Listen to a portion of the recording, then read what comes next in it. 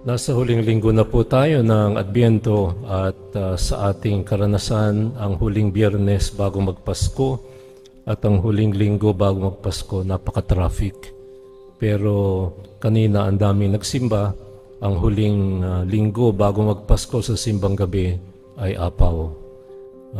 Kaya inaasahan kong hindi mapupuno ang simbahan ngayon. Ang unang pagbasa natin ay tungkol sa bagay na hindi natin pinapansin, kung sino yung pinakakulelat, kung sino yung hindi mahalaga, kung sino yung hindi walang sinasabi kumbaga.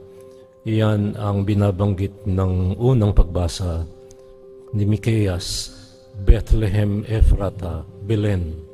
Diyan nagmula at sinilang ang Haring David.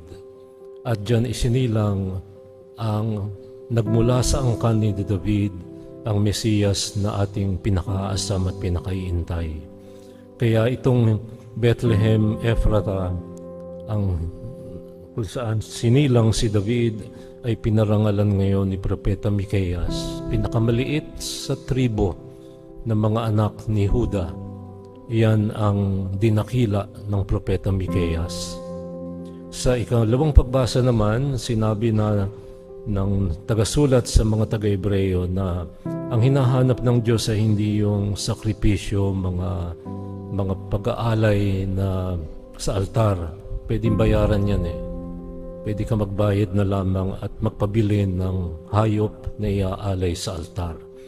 Pero ang sinasabad dito sa liham sa mga taga-Hebreo, si Jesus mismo ang nag-alay ng sarili, ng buo niyang pagka-Diyos at pagkatao, at hindi na nagtiwala lamang at nanatili sa panglabas na pag-aaral ng sakripisyo sa templo, sa altar. Sa Ebanghelyo naman, maikli din narinig natin si Maria na nagmamadaling nagpunta sa bulubundukin ng Judea, sapagkat ang kanyang pinsang si Elizabeth, si Isabel, ay nagdadalang tao. Kung ito ngayon ang simulain ng gusto kong bigyang pansin sa ating homilya, at ano ito? Ang uso ngayon sa ating lipunan ay pabida, pakitang tao. Kaya tanyag na tanyag yung ayuda culture eh. Ang ayuda kasi, bida ka eh. Iboboto ka. Pero ang ayuda culture ay bida ka na, iboboto ka pa, pero hindi gumagawa ka ng mabuti. Yes, it's good, but not totally good, because the intention is to get votes. At isa pa, kung ang gusto natin magpabida, yan ang sinasaad sa tatlong pagbasa ngayon na gusto kong bigyan pansin. Ang paggawa ng mabuti ay dapat, pero kung ang intensyon ay kumuha ng boto, hindi mabuti yan. Goodness comes from the totality. Bonum ex integra causa. Good, it must be good from the start. It must be good in itself as an act. The intention for that act must be good. And ideally, the outcome of it must be good. So, kung ang ating bibigyan pansin lamang ay ang personal good, hindi mo naman kayang bigyan ng 10,000 ang 119 million Filipinos. So, sinong bibigyan mo? Yung boboto sa iyo. And then it's not good. May nalamangan, may naiwan, may nabudol, at mayroong hindi nakatanggap at hindi makakatanggap. Instead of doing personal good, we must aim for doing the common good. And the common good means lahat. Mayaman, mahirap, bata, matanda. Kung ang pera ng PhilHealth ay napunta sa ayuda, it's not good. Paano yung walang pambayad sa ospital at nagkasakit? Kung ang dapat pagpapagawa ng kalye ay napunta kay congressman, hindi masama, hindi mabuti yan. Bakit? Personal good yan, hindi common good. The common good is the good of all, not the greater majority, but the good of all. And the good of all means that sometimes it may not be good for you personally, but it is what the common good dictates. So, kung ang pabida ang ating pag-uusapan, lahat ng narinig natin sa mga pagbasa ngayon ay hindi pabida. Bethlehem Ephrata, maliit na tribo, hindi mapapansin, hindi mahalaga, hindi makapangyarihan. Diyan sinilang si David. At diyan nagmula ang Panginoong Hesukristo sa angkan ni David. Yan ang pamamaraan ng Diyos. Hindi yung bida, kung hindi kung sinong kanyang hinirang. Sa ikalawa naman, hindi siya nasisihan sa panglabas na sakripisyo.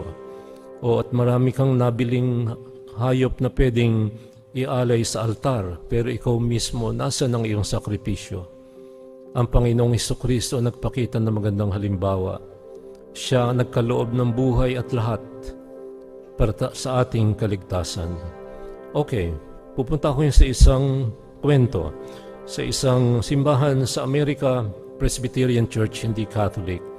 Ang kanilang tradisyon tuwing Pasko, Maitinis, yung Misa in Nocte, ang tawag na, yun ang original na Misa del Gallo, Misa ng hating gabi sa Pasko. Sa Noche Buena, ay meron silang konting palabas bago mag-worship. At yan ang pagsasadula ng unang gabi sa Belen. Kung kaya pumili sila ng mga bata, at ang napiling gaganap bilang anghel ay si Rachel. At nung nag-practice sila, sapagkat suot na ni Rachel ang costume ng anghel, napakakatin yan. Kaya habang nagpa-practice, walang ginawa kundi magkamot yung bata, ang kati. Subukan nyo umatin ng kasalan pagka kayo naka-gown at saka barong Tagalog. Kamot kayo ng kamot, di ba? Maganda pero makati. So, kating-kati si Rachel. Sinigawan siya ng nagtuturo sa drama, "Oy Rachel, ang anghel ay mga espiritu, hindi nagkakamot. Kaya hindi kita gagawing mahal na birhen o birhen sa Misa in Nocte sa hating gabi, sa Misa del Gallo o sa worship sa hating gabi." Ang pinili ay si Carrie na walang alam. Si Carrie na Santa Santita, nakaganyan lang siya, hindi kumikilos, walang ginagawa, walang angal, napakabait, Santa Santita, pero walang ginagawa. Noong oras na ng pagpapalabas sa entablado, may tunay na sanggol na dinala para kunyari ang sanggol na si Jesus. Nung pinakasolemneng portion ay nagtatambaw naman sa iyak yung bata. Iyak ng iyak yung bata. Hindi malaman ng kari ko anong gagawin. Walang alam. Nakaganon pa rin siya, Santa Santita. Umiyak yung bata.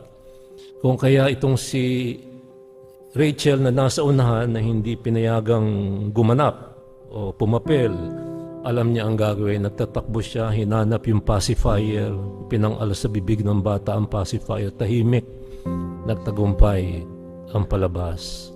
Okay, kuminsan ng mga pabida walang alam. Walang alam kundi mamigay at manghingi ng boto. Yung gustong maging senador, maglilingkod sa bayan, yung anak niya hindi niya naalagaan. Yung pamilya niya iniwan. Hindi maalagaan ng pamilya pero maglilingkod sa bayan. Mahal na mahal niya ang Pilipinas. Timang naman. Walang alam.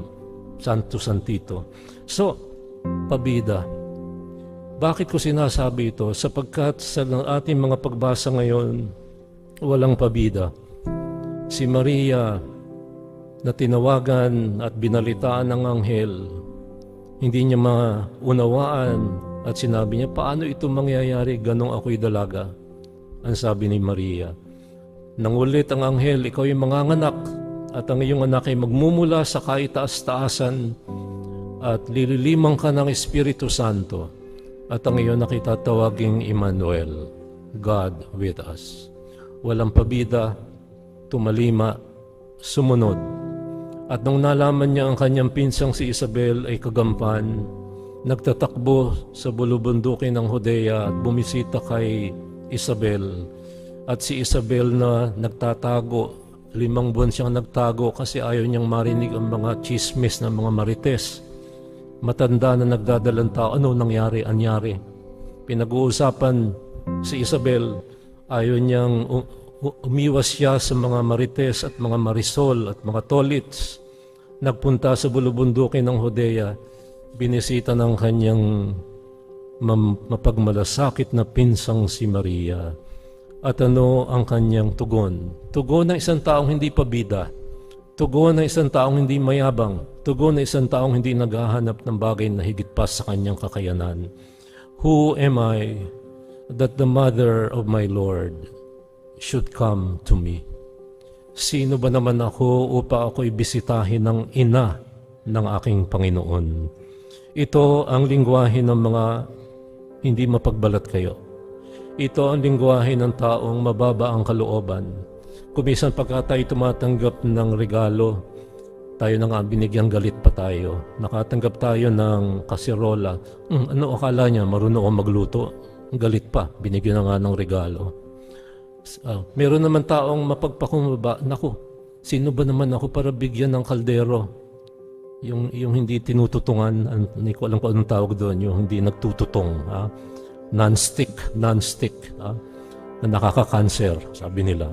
So, kuminsan, ang mga taong mapagbalat kayo, ano akala niya sa akin? Patay gutom. Binigyan ka na nga ng regalo, aangal ka pa. Di ba? Pero itong si Isabel, binisita ng kanyang pinsang si Maria at hindi nagsabi, ano akala niya sa akin? Walang kaya? Hindi. Who am I that the mother of my Lord should come to me? Pati ang kanyang sanggol na nasa kanyang sinapupunan, si San Juan Bautista ay nagtatambaw sa galak, nagtatalon sa tiyan ni Isabel. Bakit? Sapagkat yung kanyang pagtatalon ay katumbas ng kanyang sasabihin, o ikaw ba aming inaantay o meron pa kaming aantaying iba pa? Sabi ni Juan Bautista, hindi ako. Hindi man ako karapat-dapat magtanggal ng tali ng kanyang sapin sa paa. Ako'y isang bunting tinig lamang sa disyerto at sa ilang at nagbiwika ihanda ang daraanan ng Panginoon. Walang pabida, hindi congressman ito na naghahanap ng pangbigay ng ayuda sa mga bumoto sa kanya. Hindi ito nagpayaman. Meron akong kaibigan, ang kanyang kapitbahay, sabi niya sa akin, kasama niya lamang sa isang ordinaryong tirahan tulad ninyo, tulad nating lahat. Aba, congressman na ngayon, may higit isang dosena ang kotse. Hindi malang ko saan ipaparada. Yung sumusunod sa akin na ako'y tumutulong sa Yolanda victim sa airport, napakadaldal, di ko man tinatanong. Father, yung kaklase ko ay congressman, kababata ko yan, congressman na siya ngayon. At tinanong ko, saan mong pinag-aaral yung mga anak mo? Ano bang trabaho mo? Kapitan sa barko, seaman, kapitan sa barko. Medyo mataas na yan, malaki na ang sweldo. Pero hindi nagyayabang. Ako ang nagtanong, saan nag-aaral yung mga anak ng kababata mong congressman? Sa UK, London, sa Wharton, sa New York. Aba, mayaman na. Oo nga dati ang kinakain lang namin yung Palawan, yung Gabi. Palawan ang tawag nila sa lugar na yon. Ngayon mayaman na. Naging congressman, naging politiko. Family dynasty. Family dynasty is really family business disguised as public service in this country. And that is not biblical. That is not Christian. That has to do with pabida. Si Juan Bautista hindi rin pabida, hindi ako. Ako'y isang buntintinig lamang. Si Zacarias, nang siya ay medyo nagduda, nang siya sinabihan ng anghel, anong nangyari? Nawalan ng tinig, naging pipe. Nagtago si Zacarias, natuto, at nung nagwika at nagtatambaw ang kanyang anak sa sinapupunan ng kanyang asawa, at isinilang at nabinyagan si Juan Bautista, bumalik ang kanyang kakayahang magwika. Hindi pabida. Mababa ang loob. Iyan ang hinihingi sa atin. Balik tayo kay Rachel at saka kay Carrie. Yung Carrie na Santa Santita, paborito nung direktres ng palabas, ay walang ginawa, hindi malang kung anong gagawin nung nagtatambaw yung bata, nag-iiyak.